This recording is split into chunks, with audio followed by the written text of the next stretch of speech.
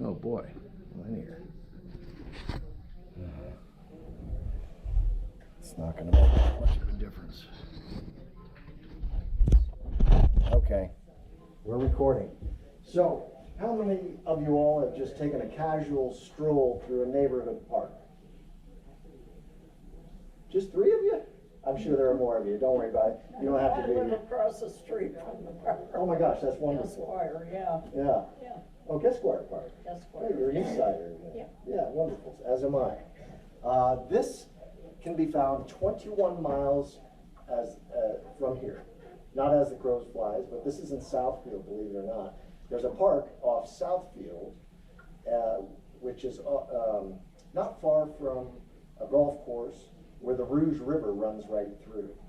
So you guys know me as the weird guy who's the Bigfoot fanatic, enthusiast, whatever you want to call me, I don't care. I just knew as a young man, if they ever did exist, you know, after I saw that famous Patterson-Gimlin film, you don't know it by that name, but it's a famous film. You've seen the Sasquatch looking back like this. Yeah. That's a female subject. That's actually real. Nobody has ever been able to disprove that. And the technology available at the time, even among the most well-heeled Hollywood special effects folks, could not recreate that. And it'd be very difficult to do it today. So this is what I look at. What I've discovered is that not only are they real, the little boy in me said, you gotta go see them. I really wanted to go see them. Yeah. So what happened after that is another story, much to the chagrin of my family, my wife, my children. My children think I'm nuts. My wife, she knows I'm nuts. And, but I just wanted to see one. And so I went down the rabbit hole. I learned everything I could about Thomas Jefferson, a great hero of mine. He took, a subject matter and he studied it to the nth degree. And this is what I've done. It almost cost me my engagement to my wife. It did, and it caused enough friction in my family and in social circles, It's nothing anybody wants to hear about. Everybody thinks Bigfoot is a joke. I'm here to tell you that it is no joke whatsoever, even with the little ones. I was awake. Last one I saw, personally, as close as I am to you now. It was that tall, or that close, about this tall, 4 foot or so. Probably a little lower. I was lying down and I was just awakened from a deep sleep early in the morning. It was 6 a.m. and I heard the most god-awful hiss, that gurgly, gravelly affect to it. Scared the heck out of me. Scared the heck out of me. I rolled over, I looked up, and I see it standing there, and I said, hey, and I kind of flinched, jumped back, and I said, I was not in a good mood. I said, get out of here, and it took off super, super fast. You could tell it was an upright creation. It was on 2 feet. Amazing what you like. Right. All right. Well, I'll talk over any background noise. So this is what I look for when I go in the woods. I've learned from others, and I found out that they create these things, wigwams, teepees, lean-tos, things of that nature. And when you find either a single one or a multitude of them, it's an indication that someone or something has been out there building these. Most of us walking by in a public park where these are, presume it's young kids building them. I built them as when I was a kid, but I never built anything like this. So that's what I look for in the woods, and what I've done. Not only did I learn that they create those structures, they commune there on a regular basis. And when they do, they talk, they get together like people would, like we people would. And I'm here to say, I'll say it out, probably a little prematurely, these are our people. Anybody familiar with the Old Testament? The Old Testament speaks of giants. I'm formerly atheist. I've done a 180 on the God thing, on the Jesus thing. I've witnessed things supernatural in a Catholic church, and I'm not even Catholic. And it was after my faith had been sealed. So as I learned more and more about the Bible, and having been in 3 different Bible studies, 3 at one time, and at the same time, prior to this job. Now I still maintain it 2, but I find it to be a fascinating study in the human condition. I found that, you know, having formerly been an atheist and now thoroughly converted, the Bible has never lied. I've never detected a single lie or any other, you know, malfeasance. The Bible's real. It's an ancient text, and there's a lot to be learned from it. So I like to tickle both sides of my brain. You know, I like talking about Bigfoot. I'll talk to a stranger at a bar. I'll belly up and just test the waters. And sometimes you get lucky. The last time was Sunday with a very well-educated lady, completely out of my demographic, as all of you are. My demographic is 100% male, and between the ages of 55 and 65. Could you men tell when to? I mean, really, we can't hear too good in the background. Is Tim back there? It sounded like Tim on the phone. I don't know. Yeah. There's another one on the. Oh, 2? We can't hear you. Tim. Yeah, I see Tim. I can't hear him because I'm talking too much. Can Yeah. everybody hear me okay? No, we can't hear you too good. I can't have a hard time hearing. Well, Tell them to be quiet. You don't have a mic, yeah. right? Hey, say Tim. With the T. Tim, yeah, Tim, yeah. Okay, go ahead. I'm Just sorry. trying to engage in a little hushed tones. All right, so how many of you all were here for the first presentation on January 26th? I think most of you were. Shirley, you were there, weren't you? Okay, all right. Dottie, I'm pretty sure you were there. Kathy was here. Okay, so we're not going to go through the entire presentation. I'm going to tell you what, I'm going to advance this. I'm going to go on down. I'll just go through the slides briefly. This is essentially my Bigfoot journey. Truth is stranger than fiction. I get, well, it's a common colloquialism. Everybody's seen this. You heard me mention the Patterson-Gimlin film. Patterson and Gimlin are the cowboys that were out in, I think it's Willow Creek, out in Northern California, and they shot this footage. We'll take a closer look at that as well. Nobody's probably ever seen this. This is the work of Todd Standing.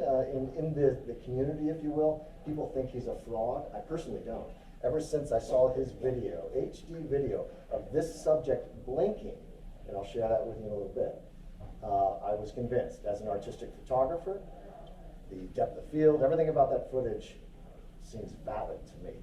And I don't know how it could, even with CGI, I'm not sure it could be accurately mimicked.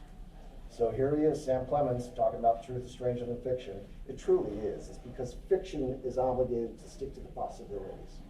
Truth is not. There's no greater or more poignant reminder of that than the Bible. The Bible and the Old Testament, and from a Second Temple Jewish perspective, is full of awe, wonder, supernatural events, things that we are told about in the Bible are certainly true. There I am. That's my first haircut, and that's my mom. You all know my last name is Lady, right? Yeah, that's my mom. Her first haircut. Cute. Yeah. So cute. Cute little. You know, Yeah, cute little guy. Not knowing what the heck was going on in my world around me. I was born into a family. My father worked all the time. I was born with 3 sisters. You can see me on the right-hand side there. I'm back to the wall, much as I am now, surrounded by women, much as I am now. Sorry, Frank, Tim, present company, get you excluded. But you can see me. The cat, I survived the cat. Poor cat. That was his name, Cat. And there's my little sister, Jenny, on the right hand. So I learned early, you know, how to take care of things. My life was full of adventure, you know, Tarzan, Davy Crockett, Daniel Boone. The latter 2 that I just mentioned, Davy Crockett and Daniel Boone, both have had experience with the Sasquatch people. And how come it took them so long to say anything about it? It was way back then. That's an excellent question. Why aren't we told about the UFOs? We are now. The government's kind of come out about that. Why aren't we told about this phenomenon? I've seen them up close and personal, very personal. And yeah, I recorded that, Terry. I recorded that encounter. And you can actually hear the audio, that hissy, gravelly, gurgly hiss that woke me up. Quite honestly, it sounds demonic. Some people think they are demonic. I personally do not. They could have at any moment, done me in with their sheer strength and skill in the woods. But these are, again, some of my childhood heroes, and everybody remembers Planet of the Apes. Well, I'm here to tell you, in the Cliff Notes version, since this is the second half of the earlier presentation, that we're living in a world with a real life Planet of the Apes sort of situation. We're apes. We're essentially hominids without tails, right? Hairless hominids. But we're here to talk about our hairy cousins. Yeah. There I am, 50 years. A lot happens in 50 years. I may as well just breeze through this. I'll full screen it here. Oops. I'll play here. Okay, that's how you do it. Okay, there we go. 50-year difference. That's my second birthday. Probably had a couple haircuts in between my first birthday and that. And there, I was a slightly younger man here. My hat was newer. I've since lost that hat. Not lost it, but ruined it. I traded lollipops for cigars later in life, and I upgraded my hat, as you can see. Some people know me as an artist. This is where God was first in my life. I've walked the dark valley. I've been in a dark place. I know what suicidal ideation is all about. And shame on me. I didn't have the relationship with God as I do now, so I'm grateful for Him guiding me. But when I didn't even know He existed, He was behind the scenes, working through me. And I went to the woods seeking solace, seeking something, right? Found God in the details. And He's everywhere, I'll tell you that, in all sorts of forms.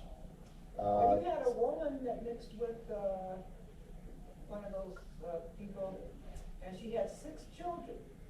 Oh, I saw this, Yes. And the children look normal. You're speaking of the Russian woman. Did you see that, honey? I have. I've seen She that. had 6 children, Yeah. and they were normal. Yeah. Well, apparently she had children earlier, and she attempted to wash them in a stream, and they died of hypothermia. I don't know if we're talking about the same case or not, but it has been known. Not Now, all of them died.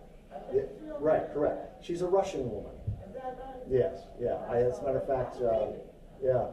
Igor Burtsev, you don't know him, but he leads the international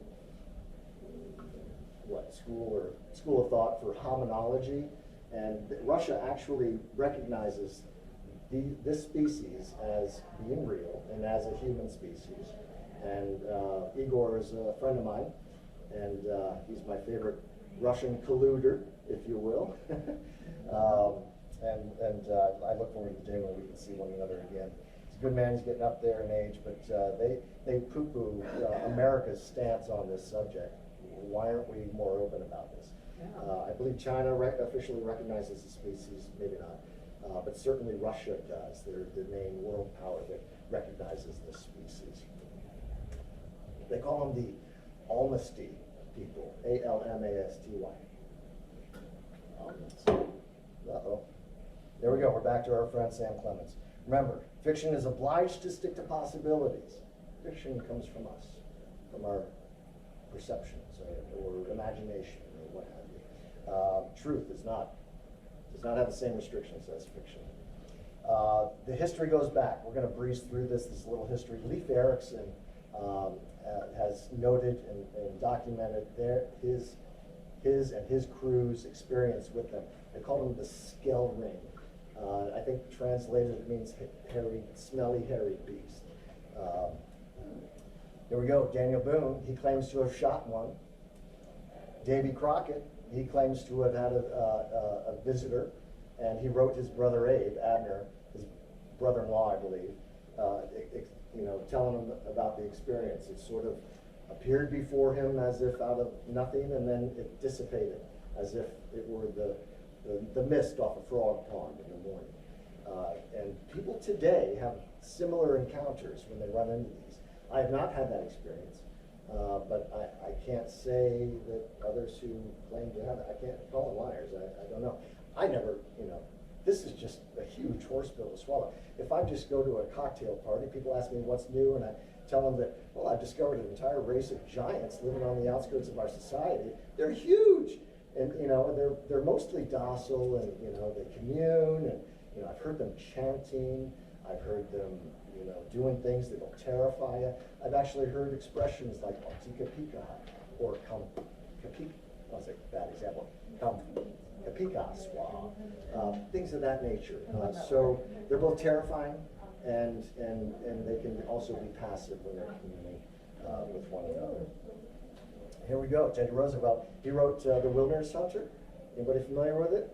He talks about a story. He met a fellow by the name of Bauman, of German descent. Bauman was a trapper, and he had a partner. They were out doing their trapping thing, and they had a night visitor. His partner fired at this figure out there. Bad idea. Things went down. The partner eventually died. Bauman had to get out of there after retrieving some traps and get back to society. This is a story, the Bauman story. Won't get into it too much.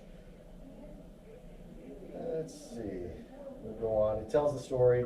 I told you the Cliff Notes version of it, and you can read this. This is reiterated by Roosevelt, Teddy, and he writes about it in his book. It's public. You can look out forward to it. You can Google it, if you will, and find it. Now, 81 years later, in 1973, I believe, the Army Corps of Engineers recognizes Bigfoot. They came out, and the Washington State Army Corps of Engineers came out with a field manual. In it, they talk about, you know, well, here's an article about it saying, you know, though branded as a myth by some, Sasquatch is described in detail in the Washington Environmental Atlas. It goes on about how that came about. And they even have, there's another article, and we have a quote from Major Fred Shirley here, an Army spokesman of the Pentagon, said, "This is the first time there has ever been an official Army reference to the actual existence of Bigfoot." And a fellow above him says it was included in the Environmental Atlas because there is so much overwhelming evidence that points to such a creature, explains Mr. McManus, who was the editor of the reference work. And there you go. There's a page from the official government document, and on the right is a map, field map. It depicts the Sasquatch, and there's a drawing there of it. That comes from a government publication. So back to the Patterson-Gimlin. There's a fellow out there by the name of, oh shucks, what is his name? M.K. Davis. Fabulous guy. He's much like me, highly curious. He's got some skills, and he puts those skills to use in this version. So the Patty is a female subject. You see her bosoms actually flopping as she walks. It's presumed by many that she may have been a recent mother. We'll just let this play out. Hello, I'm M.K. Davis. You know, what you're looking at is probably the very best version of the famous Patterson Bigfoot film. I just recently completed a 20-step process per frame to deblur and to enhance and to reassemble and stabilize by hand so that the very best can be seen of it. And it's really raised the bar on quality.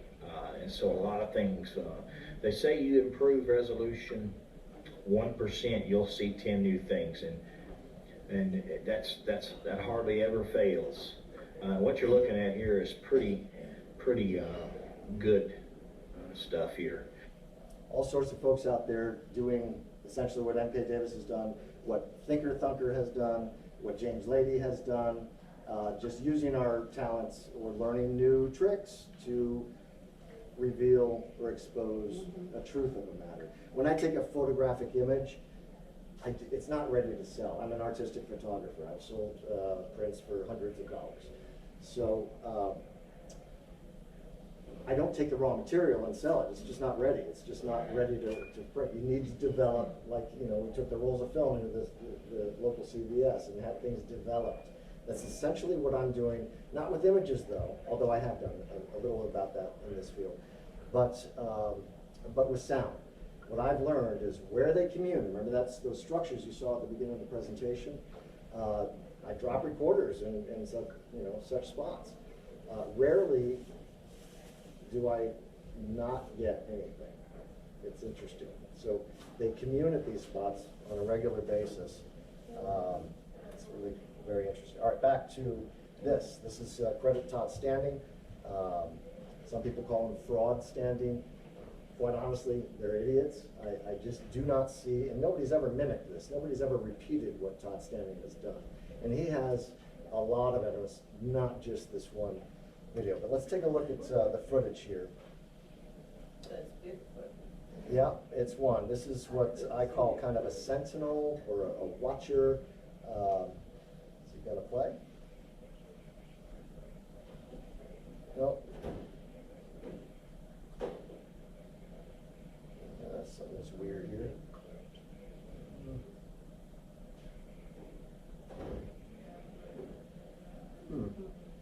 Not playing. Well, it's thinking. You see that little orb down there? Orb is another conversational subject. Okay, here we go.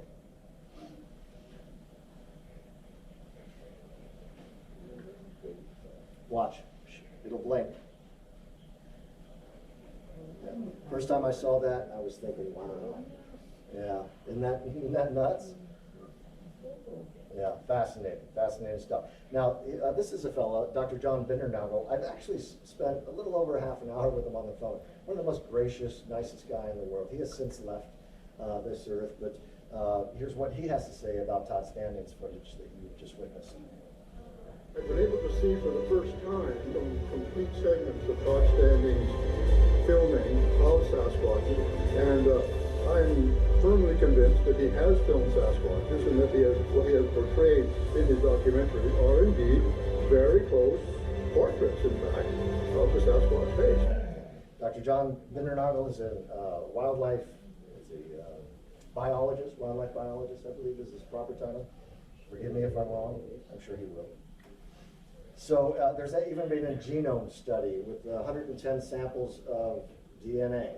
And what the genome study done, it was run by Dr. Melba Ketchum and some folks, I believe, from what they call the Olympic Project, or a network of people all around the country, maybe plus the Olympic Project, I don't know.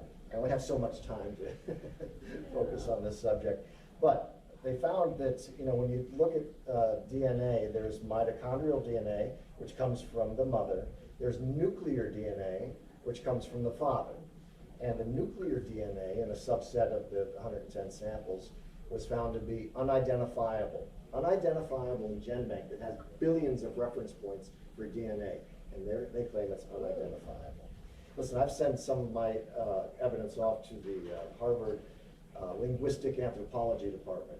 And I've done this whenever I am motivated. I haven't done a ton of it, but typically nobody's responding. They don't know what to do with it. It's mind reading. I invite academic scrutiny, and people listening to this little video, I invite academic scrutiny for my findings, audio findings in the woods. So people like me, M.K. Davis, the more you research, the crazier you sound, ignorant people. There are a lot of folks out there who just really refuse to believe that this is an actual phenomenon. Well, I'd ask them if they believe in God. Do they believe in God? Have they ever seen God? Nobody's ever seen God, but they've seen him at work. I believe that this species, this creation, these people, if you will, are a creation of God. I believe it affirms the biblical narratives. I believe it affirms the creation story. This is my personal thought. This is what I've been led to believe as I've gone down the rabbit hole. So, as Mr. Arthur Schopenhauer says, all truth passes through 3 stages. First, it's ridiculed. I've experienced a lot of that when I broached the conversation. Second, it is violently opposed. My fiance almost left me. She's not my wife. We're all good with it. She puts it over there and accepts it, as I do with a few. It's a successful marriage, thank God. And third, it is accepted as being self-evident. I'm well beyond the third phase of truth. Here we go. Don't have to read. Okay, this guy nearly ruined my life. Destroyed my marriage. He has a little video, or had. He's taken this stuff down. He had some personal issues, and he kind of exited stage left on the Bigfoot scene. But here's what Nathan Rio, his YouTube name, has to say. It's about a minute long. Let's have a listen. And the rest, beyond the minute, is actually gets into the nuts and bolts, the brass tacks of actually what to do, what to look for. This is how I became a student of this phenomenon. So let's hear what Nathan has to say. Oh. Okay, what's up guys? Today I'm going to show you how to find Bigfoot in one day. So, I'm actually going to take you step by step through starting at square one, because we're going to go into a brand new area that I've never been to today. And I'm going to show you step by step how to find Sasquatch, and I'm going to show you that it actually is super easy. So the first thing you want to do is don't go far. You want to stay local. You want to stay somewhere close, okay? I promise you there are Sasquatch in every single state of the United States. And some people are even saying they're in Hawaii. I don't know if they are. I doubt it, but I'm with them. maybe they are. Who knows? But anywhere else, if you're in Canada or anywhere in the United States, even in the South, there are Sasquatch, and you can go to a place, likely within an hour of your own home, and find them if you follow the formula that I'm going to give you today. Sasquatch, it's another name for Bigfoot. Oh. Yeah, Okay. I prefer the term Aboriginal giants. There may be other references, biblical references to them. I'm not quite there. I don't know, exactly who they are. I do know, there are a people referenced in the Bible, the Old Testament, Deuteronomy 2nd chapter, verse 20, called the Zamzummim people. If you look at the origin of the Zamzummim, how they got their name, there's an ancient Hebrew word called Zimzum, or Zimzum, I think it is. And it's an onomatopoeia that means to buzz or to hum.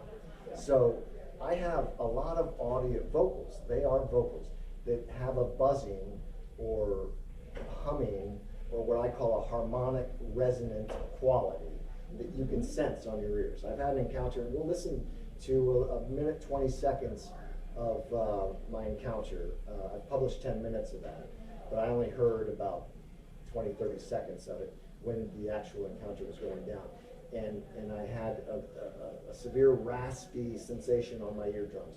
Very uncomfortable. Didn't hurt, but I thought that if it kept up, I'm gonna die. And I honestly, when I was going through that, it was terrifying. It was, I stood up, I was drinking my second beer out of this mug, and I was stretching, I was gonna go to bed. It's 8 o'clock, it's dark, it's raining, what else are you gonna do in the woods when it's dark and raining other than sip on your daily allotment of beer. I ended up having another beer after that. It was really quite, so the buzzing and humming, I actually sensed that on my eardrums, in their presence.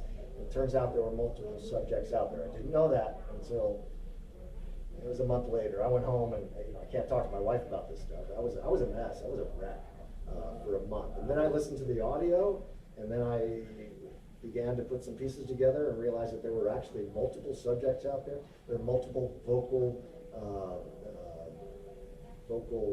signatures, if you will, and there were clearly more than just a few out there. So anybody's, why do I do this? I don't know. I grew up, with a cowboy hat and, little guns pointed at my sister, and grew up with all my celluloid heroes, and I developed a sense of adventure through my television experience. I'm the first one that I watched too much television. I still do, but I have other diversions as well. But you didn't really feel scared or anything? Oh, during the encounter, I felt terrified. Now, I've had a couple encounters that weren't terrifying. They were very passive, very benign, and they've been scary as well. And how close were you?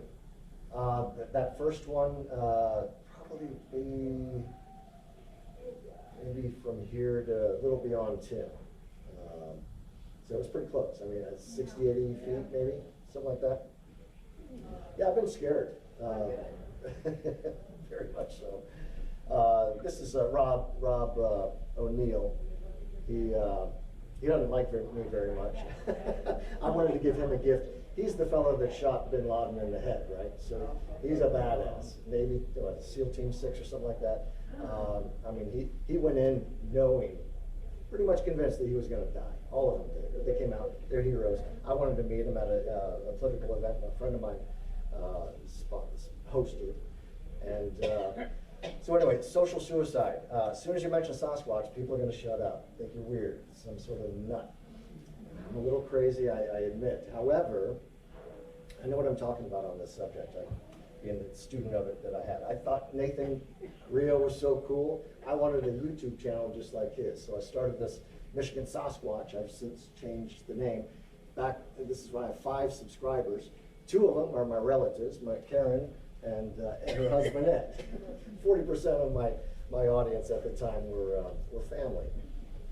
And I came out on Facebook. As it says, I know I've already been outed by a few friends, and I'm okay with that. So let's just consider it official with this announcement of my new YouTube channel dedicated to seeking and sharing signs and supportive evidence of an existence known only to a small community. Now the community is pretty big, but as far as percentage of the population, we're pretty small. So anyway, I did that. Came out. Here's my little YouTube channel. This time I had like 550, up 100-fold from my original introduction. I'm Weren't now. you ever terrified though? Oh yeah, very. I've been very terrified. Yeah.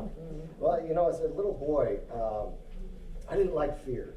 I wet my bed a few times, and because it was dark, I couldn't get out, and I'd cry, and nobody would come get me. I didn't want to do that. It was not good. I wanted to be a big boy, right? So I learned, like for example, I went to the depths of our basement and walked in the dark to get over my fear of the dark. And I got over it.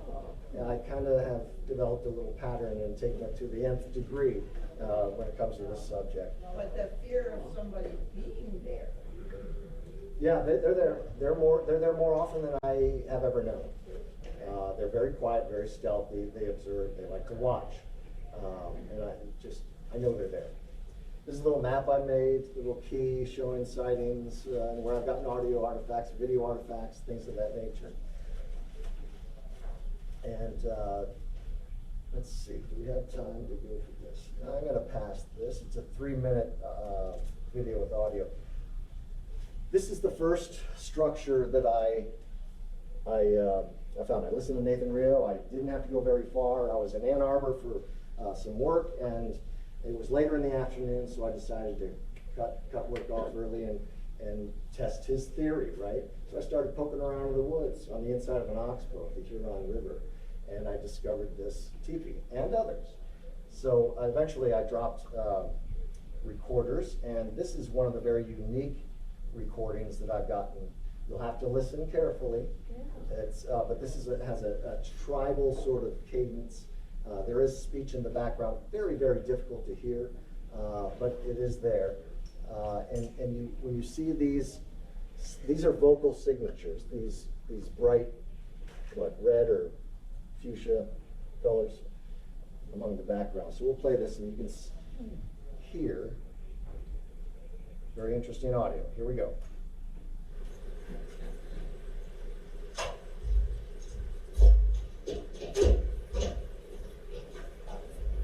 Goes up. Comes back. Little speech there.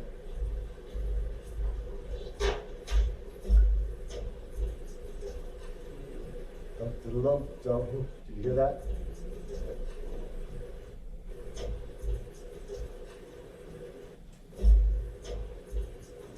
You hear in the background. It's difficult to hear, and believe me, it is difficult to hear even when the audio's been cleaned up and amplified. So when I'm listening to raw audio, you have to pick up the slightest, curiosity, and when I do that, I home in on it and see if sometimes there's nothing, but in this case, there's something. Now, I mentioned the minute 20-second clip. This is my typical camp setup on the upper left. I've since modified my tarp setup, and I no longer camp with a rain fly over my tent. So I dropped, my arrangement now, I dropped the back end, I moved my tent over here, dropped the back end. It acts as somewhat of a parabolic. So I position my recorders in an area where any sound outside my camp will hit the back tarp and go into another area where I'm collecting sound, just the inside lip of my storage container. Very rudimentary, but very effective. And I found that out, I'm probably losing it at this point, but I only found out by accident, wondering how I could pick up so many odd sounds, when at the time, I didn't hear most of it. I published 10 minutes of my encounter of October 21st, 2019, around 8 o'clock, I'll never forget it. So this is just my typical camp setup and breakfast, all the fun stuff. So I'm gonna play this audio for you, and mind you, they speak with a different vocal modality. They speak conventionally as we do, but they also speak with a clicky-clucky melodic modality. So you're gonna hear some weird stuff. These are vocals. You can also detect the pitter-patter of rain in the background. Here we go. Oh.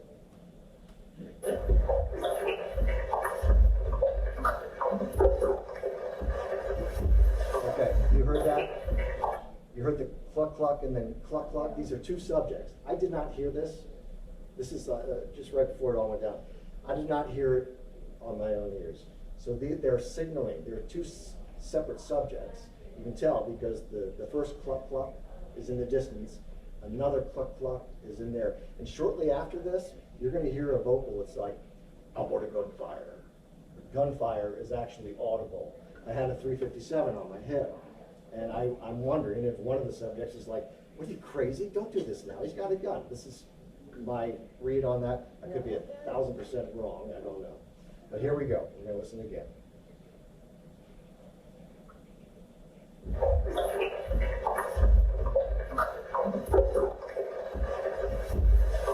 Here comes Elwood the gunfire, right? That's soon.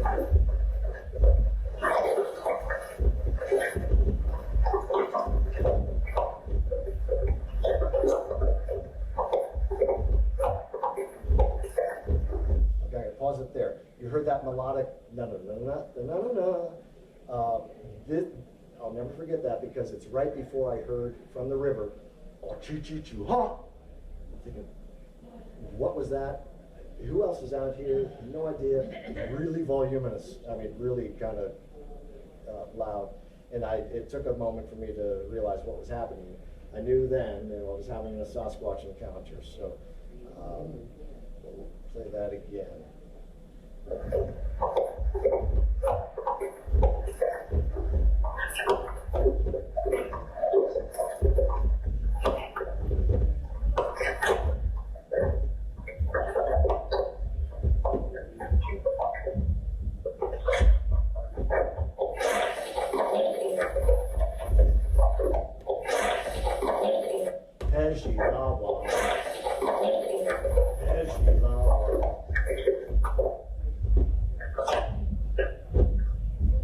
Language being spoken.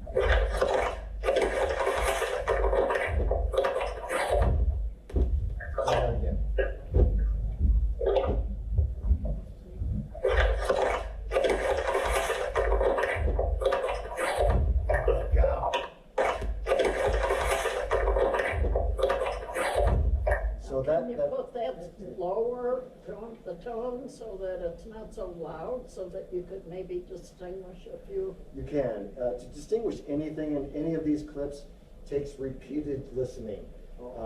Because our ears are not, I mean, I didn't know what to make of this when I got it home. I mean, it was 2 nights later, it was not raining. It was at a distant teepee that I put a recorder in. I got nearly 4 minutes of things that helped me decipher what happened in the 2 nights before. So very, we're just trying to, it's a huge puzzle. It's scary, isn't it? Yeah, it can be, it can be. Although, like I said, I've had very peaceful and benign encounters as well. One last year. I had one of each last year. The juvie that woke me up. Yeah. So we're gonna play. Sorry to keep interrupting here. Hear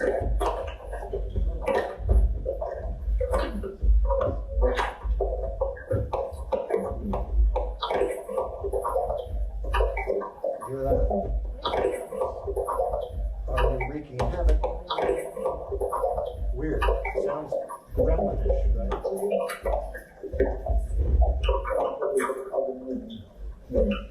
In the background. Speaking. I don't know their names. They didn't introduce themselves. Animals there that were. No, these are the Sasquatch. They're doing the clicky clucky modality. Okay. There are, yeah, Scary. yeah, it was. It really was.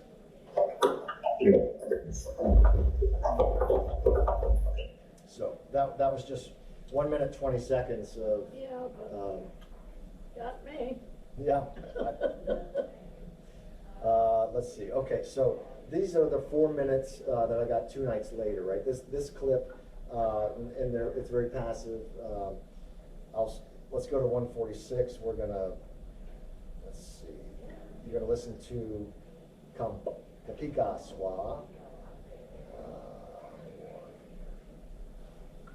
Okay, here we go. Listen carefully.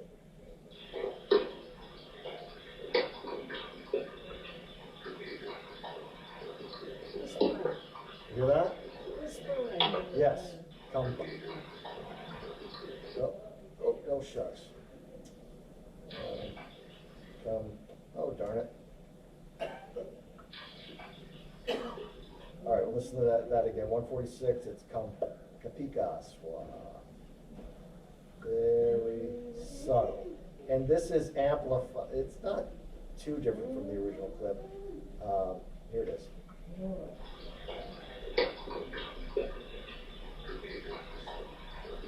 Yeah. Don't know what it means. Don't ask me what it means. We're going to go on to 207, where we will hear. Now, this is even more difficult to hear, though it's one of my favorite expressions. It's Autika Pika Hut. That's at 207. There we go. You hear that? It's very difficult to hear. Autika Pika. It's there. And at 3 minutes, this is fascinating because I've told you about the melodic clicking and clucking. It is paired with conventional speech. I have other examples of this, and some more recent, but this is the first one. This is the clicking and clucking, and you'll hear with the clicking and clucking, FFFing, SFatif. Again, I don't know what it means. So 3 minutes. Okay, here we go.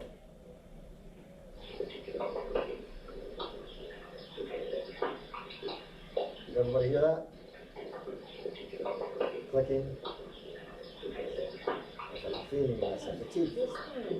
Yeah, yeah.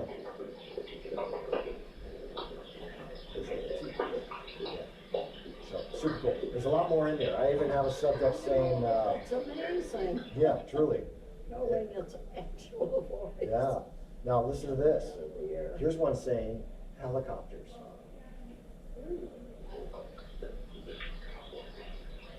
Hear that? I'll play it again. Yeah. Helicopters. Crazy, I know.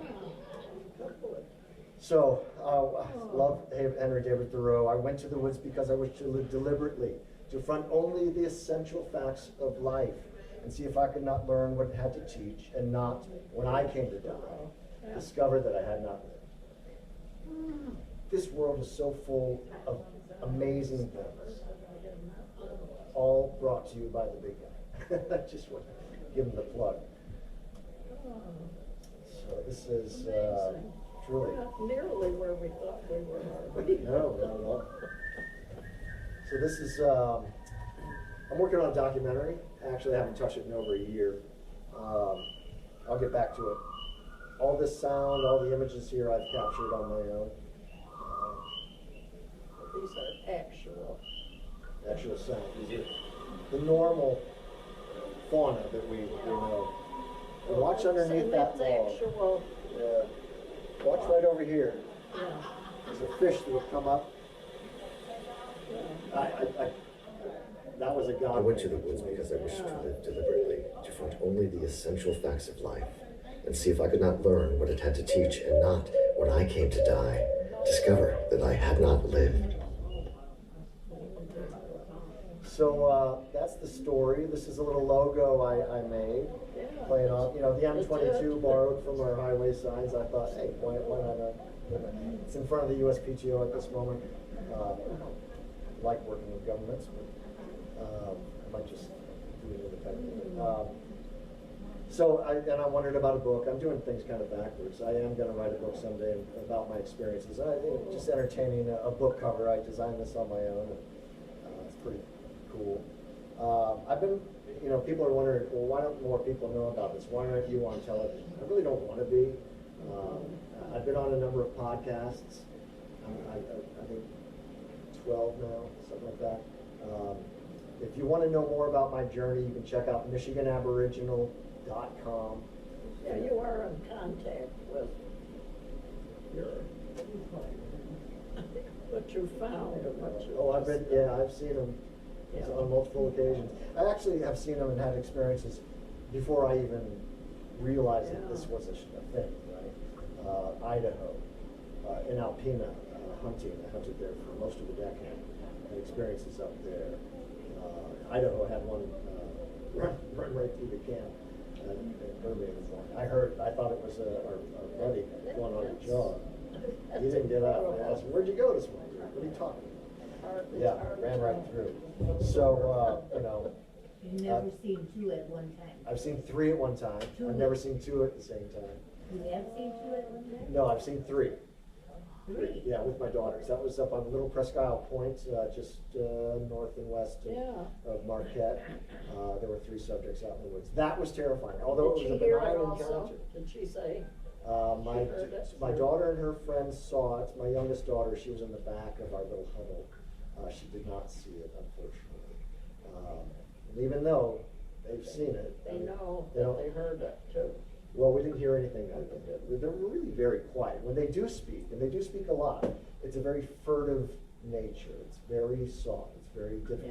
Yeah. Even on some of those clips that they've been amplified and cleaned up, Yeah, they're you have to still pick out difficult what to you- hear. Yeah. Some people think they live in a different dimension. I don't know. I'm not there. I have nothing. I don't think so. I don't know. I know they've been killed. I think People God shot. just has taken us along. But you notice as they're But- walking, they're always looking back, like as if, Yeah. you know? Did you Well, know? typically when they're caught walking, we're around, I'll share with you, I recently did a best of. This is my volume 3. We're not gonna go through the whole thing, but for those of you that may not recall last time, I have a 6-second clip. It's part of a 9-minute capture, video capture. But we'll take a look at that, and I'll share with you what we're looking at. Good morning, all. Pardon? Lady, Lady, is my last name. Gay is my mother. Yeah. So there's the subject in the background, and I played the clip right before this. And if you look there in the middle, you'll see the subject. I wonder if I can pause that. Oh, I'll point it out. This is the actual footage, and the subject is right back here. So what I've done, Black thing, yeah. right here. Yeah. So the natural movement is here, and it pivots left. And when it does pivot, you can see the ocular recess. You can detect the auricular recess. You can see the large trapezius muscles, as they're known to have. You can see a shadow cast on the buttocks from its left arm as it pivots away from my light and into the dark again. Yeah, so here we'll play it. So the scrub analysis that follows this. Come on now.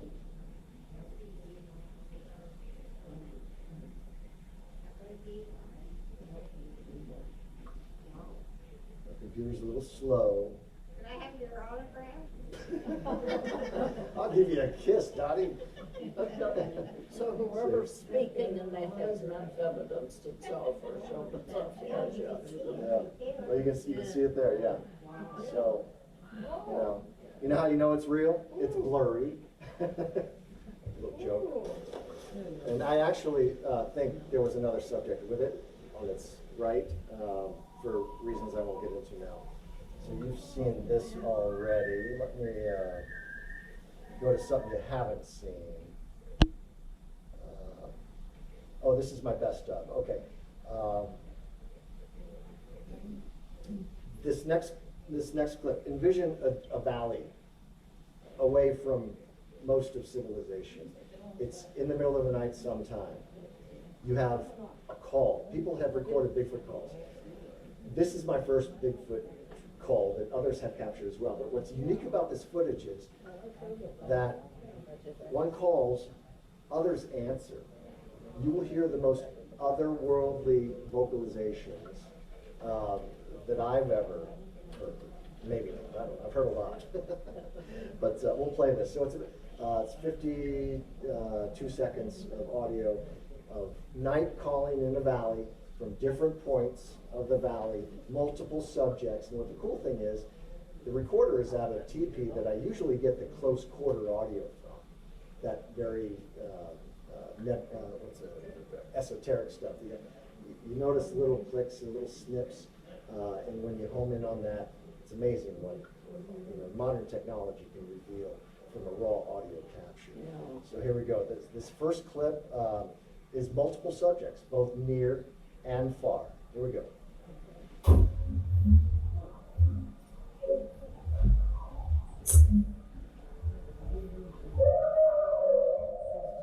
That's the call.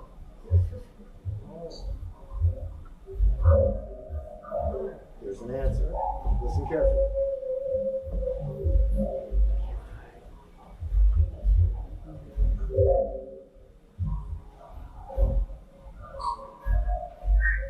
Now listen to this again. It sounds like Captain Cappy. Here we go. Yeah, difficult to hear. Let me point a few things out. What I've learned, people have long wondered. Let's let this play out first.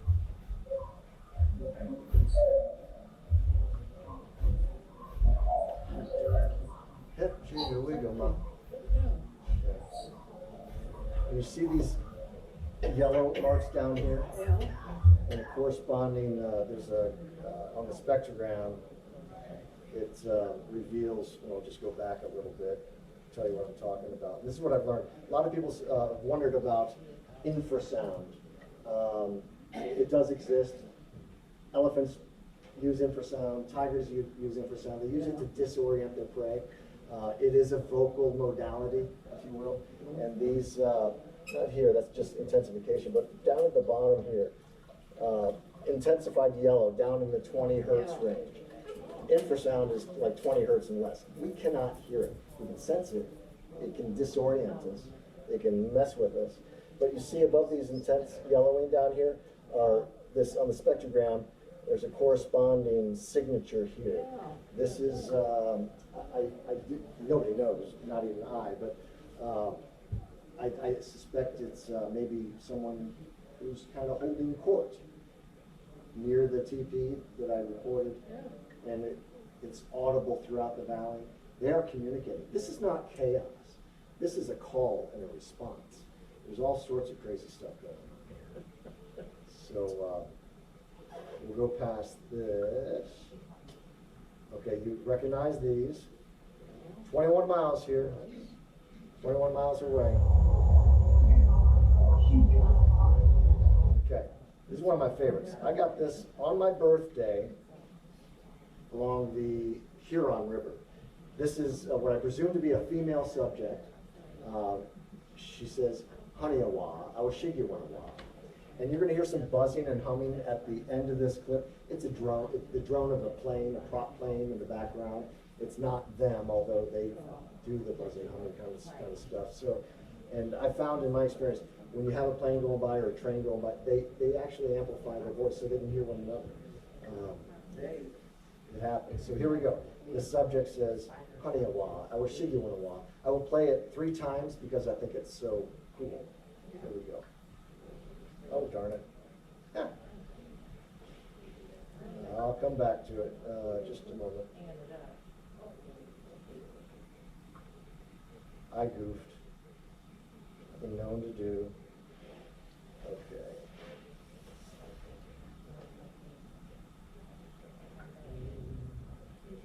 This is a huge file. This whole entire presentation, I think, is over 4 gigabytes now. My computer's getting. Oh, you know what? That's not the right one.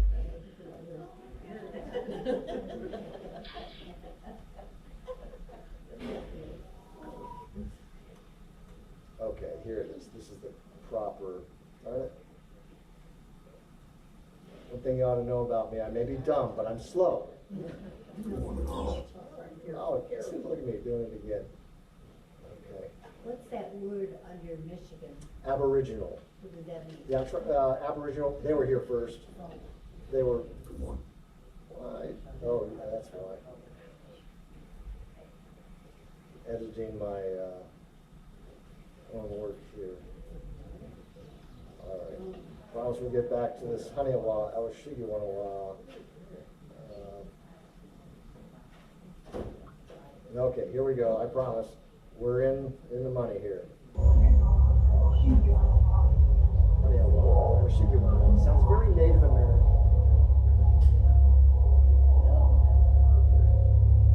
Is it Boston? It's okay. Here we go. Play it 3 times.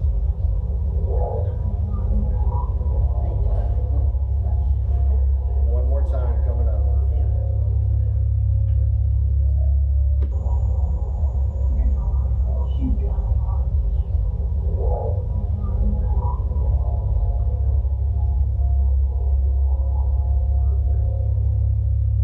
Here in the background, one says something like he, right here.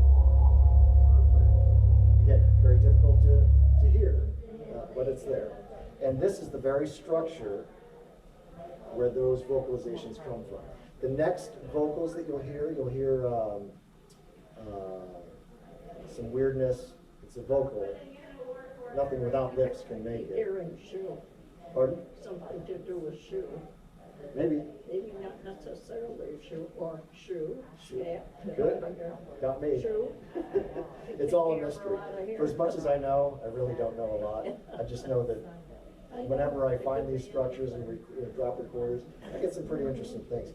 Now, 9 minutes apart from the Haniawa, Awashigiwanawa, you have the following recording. This one, there's some interesting vocals in the foreground or the earlier part of it. I detect a younger voice, could be a juvenile. And then you hear one say, Eddie Hop Hoskins, voice to the east and to the ost. It took me a long time to actually get that off my tongue. So here we go.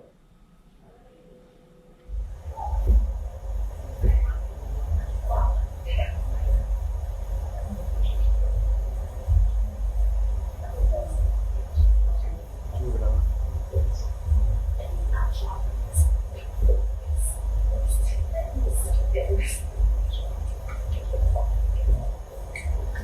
Pretty crazy, eh?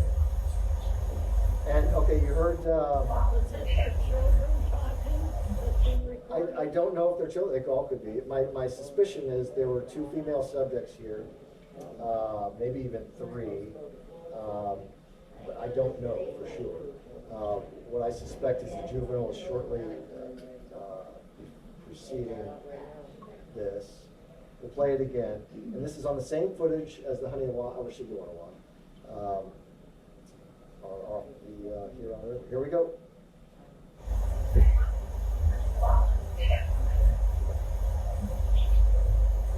Julie, little voice in the back.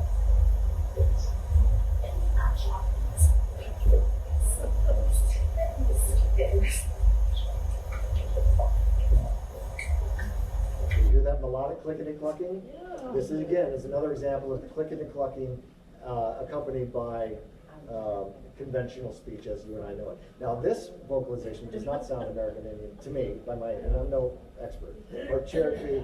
That doesn't mean anything. It means that I know the language. So very fascinating stuff. Rarely are female subjects ever captured.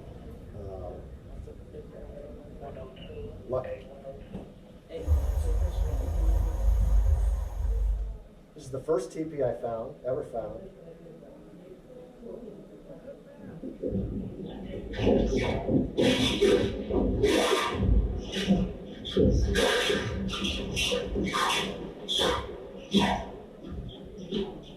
Okay, the backstory on this audio. Is this human speaking, animal speaking? I believe human. You believe it's I human? believe they're part human and part something that we don't Animal? quite know. Oh, Yeah, they're half, I mean, I can joke around and call them humanimalians, right? Yeah. You cover the alien, the animal thing, and the human thing, Yeah. so people claim they know more about these things yeah. than the general public. I don't know. Hey, the human language probably developed out of what they heard from animals Perhaps. and stuff like that. too. Perhaps Where else would they have got their sounds or no. Gotta start somewhere. spooky? Yeah. Spooky. Yes, Donnie? Do you have special training for filtering the sound? No, I learned all of this on my own. I like a challenge. As a matter of fact, when I interviewed, right, Sonia? When I interviewed for the job, I said, I like a challenge. I even went out looking for Bigfoot. That's all. And I leave it at that because if I had gone on about it, I would not be here today. Yeah, supposed to. So let's listen to that again. Amazing. I was up in the UP. I'm not going to tell you where because I'm going to later publish this. But I ran into a waitress. Her name was Lisa, and she said, "I saw one of these things." I said, "Tell me where, please." And I went there, and I started finding the physical artifacts that I looked for: the teepees, the wigwams. There's a video on my YouTube channel called Vocal Village 2 and Recorder Placements. One night, it was August 11th, I got this capture and another one you'll hear shortly after this. And it's both are very scary. These guys, I think, were pissed off. They had eyes on me when I was poking around their area. I could sense it, but you be the judge. You get stuff like this.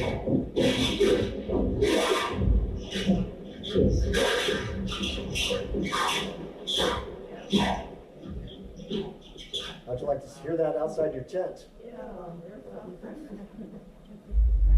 Okay. So in my encounter, I heard a lot of madness. I told you about the Ochichichiha, and there was some other madness, and I heard this big boom. And I felt the sonic wave, the percussive wave hit me. I felt that sound. Another reason why I thought I was going to die that night. I never saw one. They didn't molest me, but they were plenty vocal. This is the second audio that I picked up at this wallow that I was led to based on Lisa, the waitress's testimony or experience. So here we go. It'll start with a big boom. I felt that. I was not present for this one. So the first big percussive thing you hear is what I think is a vocal. I kind of speculate that it may be a form of breathing, actually. And maybe my encounter that you heard earlier was perhaps a hello, how you doing? Don't know. I could be 1,000% wrong. Probably am. Here we go. This is, and the second part of this, we talked about the buzzing and humming, the zim zoom and the zam zoom in, and how we got the buzzing and humming. When we get to here, it gets really weird on the second half of this. Really weird. You hear some things that are otherworldly. And this section here is really a profound buzzing and humming. It's something to behold. It gets really weird. And over here, you'll hear I think this is, there's a bark in here, maybe this is it, but you hear one subject barking as it goes off into the distance. Here we go.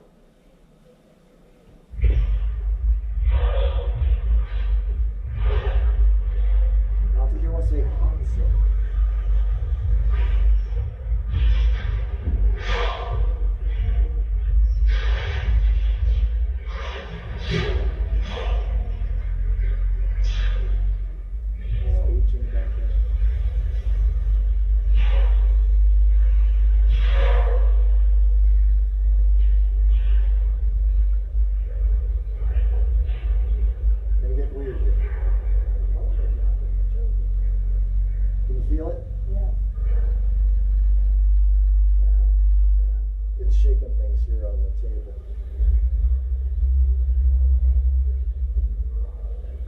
Distant Park? Yeah. Crazy, huh? So, yeah, it is. It's wild, isn't it? There's more of this at MichiganAboriginal.com. You can access my video gallery, which is essentially my YouTube channel. This is a structure I found at Grant Park in southern Ohio. I grew up in Dayton, Ohio, in the glacial moraines, full of hills and streams. And, Where? Dayton? Dayton, Ohio. Ohio. Ohio. What's that? I've got family from there. Nice, nice. I love Dayton. It's a wonderful place to grow up. Good people. I'm hill folk. They don't say Ohio, they say Ohio. That's right. So, all right, here we go. Yeah, I've got aunts and uncles and There we go. Okay, you've heard this. We've heard the Picassois. We've heard helicopters. We've heard all sorts of stuff. Oh, okay. So some people, when they go out there, someone in the UP, I was on a podcast once upon a time, and one of his listeners, the podcaster, put him and them in touch with me. They were in the UP, very same spot, the Little Presque Isle Point up in the UP, where I saw three when I was with my daughters and one of their friends. So they reported hearing a really low, deep growl. I recorded this. And this I recorded in Ann Arbor. Here we go.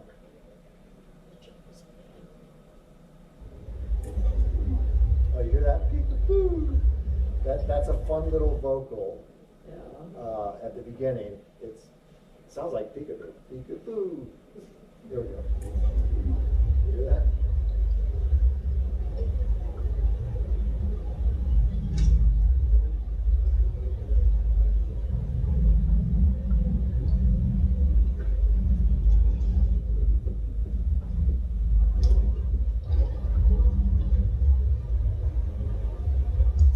More.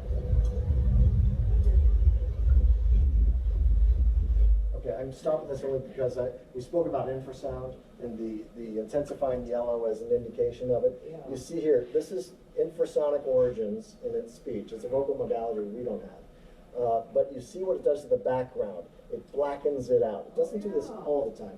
But the background, if you want to call the background white noise, that's fine. But you have when you have the presence of the intensified infrasonic level vocals, you have a corresponding darkening of the spectrogram and a corresponding amplification in the spectrograph. So even though it's low and we may not be able to hear it all the time, but you certainly can feel it.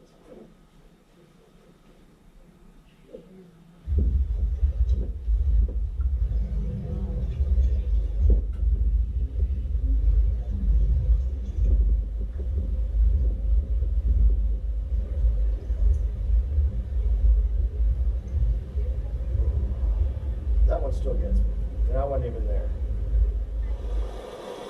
So, breathe, everybody. This is the end of my presentation. Pretty scene of up north, my favorite valley, That is so and a little gem. interesting. Yeah. Too much.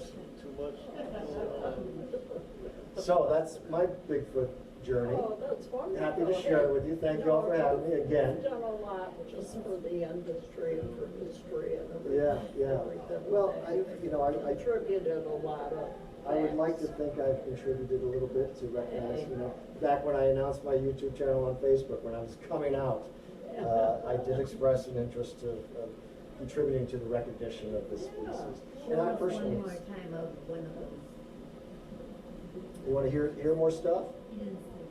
Oh, all right. Tell you what, Dwayne, let's, When he's walking him, wait. oops, oh, shucks. I'll play again. Dwayne, I'll share with you, well, here's a subject. Dwayne, you can check, that's original footage, and I zoom in on the subject in the background. You see it pivots on its right to the left. Wait. And you can detect the ocular recess, the auricular recess. There's actually a vocal too in this footage. I haven't done much with it, but it's there. It's a little coon, which other people have reported hearing. And one other highlight can I share with you, Dwayne? Here, this is, I love this recording. These are multiple subjects dispersed throughout a valley, communicating with one another, calling back and forth. And where I placed my recorder is somewhere in the middle of them, I presume. And you have subjects in the foreground and the background. So this is 52 seconds of amazing stuff. Here we go.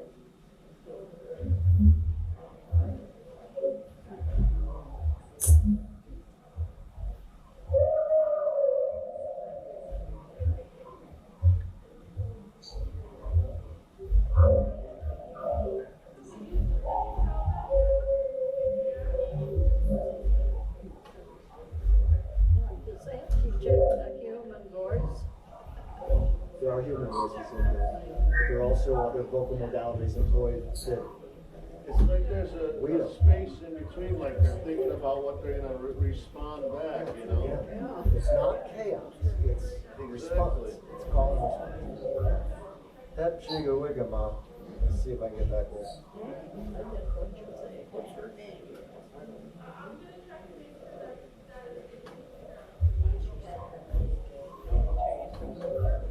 That chigga wigga ma. Sweater. Pretty good. Some voices background in the Now front, it's so. on its way. Yeah, so thank you for tolerating my madness. They were so Thank you, interesting. Frank. Thank you. Well, thank you. Very, very thank much. you. My pleasure. I'm just a kid in the woods, having fun. Just living out my. Yeah, well, I gotta go out to the woods. Well, you can go on, you can see my video gallery, which is accessible through my YouTube, my website, which is michiganaboriginal.com. There's a video gallery on the front page, plus 2 examples of some of my stronger evidence. And you can listen and go down the rabbit hole if you wish. Maybe we can get a little outing someday, maybe in the spring. We can go to Southfield and I'll show you.